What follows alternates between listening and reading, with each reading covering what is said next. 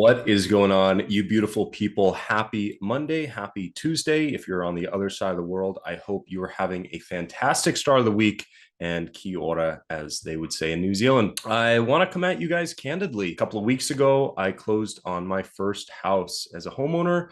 And I want to provide you a couple of steps, let you know how the journey was for me, whether you've bought multiple properties or whether you are considering doing it. I want to share my experience and some tips and nuggets that I can give to you that would improve your journey. Starting off with step number one is talking to a local loan officer. Loan officers or mortgage brokers are the agents that will guide you through the process of securing a mortgage, which will allow you to buy a house for anywhere between 3 to 20% or even 40 or 50 or 90% down. And the bank or an institution will fund you the remaining amount to purchase the property from the seller. So a loan officer will be able to kind of figure out what your monthly budget is.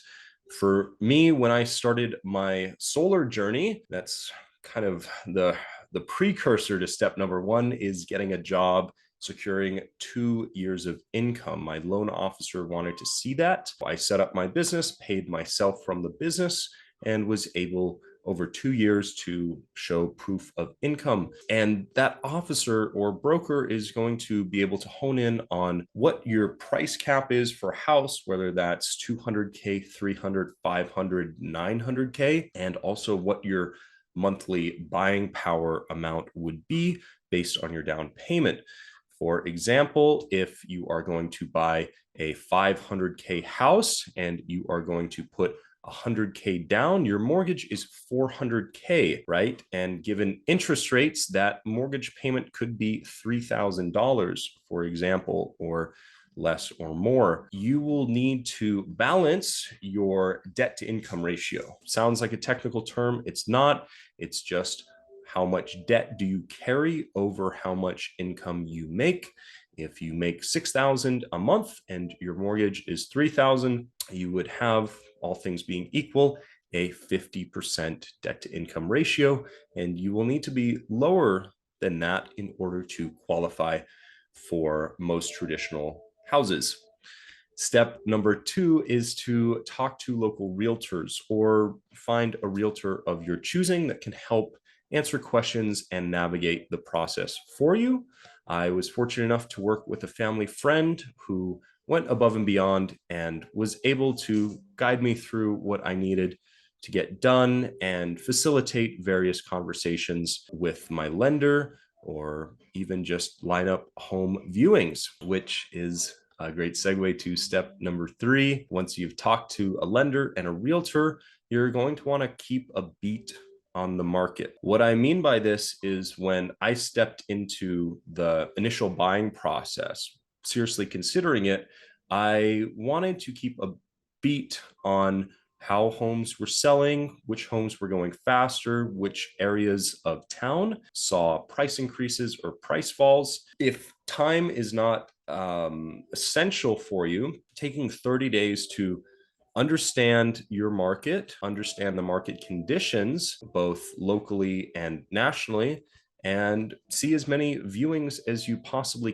can is a great way to ensure you're doing your due diligence and not pulling the trigger too soon. Once you've got a couple properties in mind, step number four will come into play for you, and you will begin the process of making an offer. An offer is a written contract presented to the seller, the seller's realtor. That selling party can either accept, decline, or ask for more, negotiate. Once that is accepted, it's a legally binding contract that you will enter into with that selling party with. And once you've entered into that contract with them, you are now bound to continue down the closing path unless something happens and you lose your earnest deposit or you lose that initial deposit that you paid to take that house temporarily off the market. Once you've made that offer, you'll have a home inspection process, and that's can be easy. It can be lengthy at times, but This is where you're going to want a home inspector to come through and ensure the property is as is. If they find things, this is negotiation opportunity for you to take things that you definitely need to get done over the next few years, whether that's a new air conditioning unit upgrade, new flooring, new roofs, so on and so forth. That's all up for negotiation during that process. Now they can say, no, you're under contract, but that is out of the scope of the video today. But once the home inspection clears for you, the final step is to organize the transfer of title, or what's called the close of escrow, where you will work with your lender and your realtor to take your down payment, pay that to the title company. They will fund your mortgage. You'll sign documents, and that transfer will close. And from that point, the property is 100% yours. Everyone will be funded, and there's no take backsies at that point. So that 5-step process is what I used. It was pretty straightforward. I knew kind of where I wanted to be, and I knew the square footage of the house I was looking for. I eventually ended up buying a new construction house on the north side of Tucson to check a couple of boxes, in addition to ensuring my home inspection process was straightforward. That's my personal experience. I hope it's been helpful for you. And just a reminder, get with those loan officers, get with those realtors, do your due diligence, keep a beat on the market, make the offers, and sign the paperwork.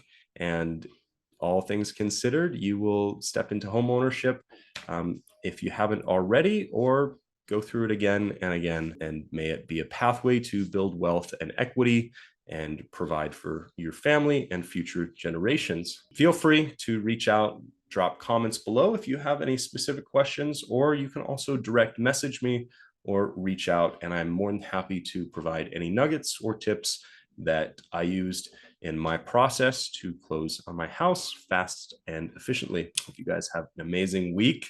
Take care for now. See you in the next video.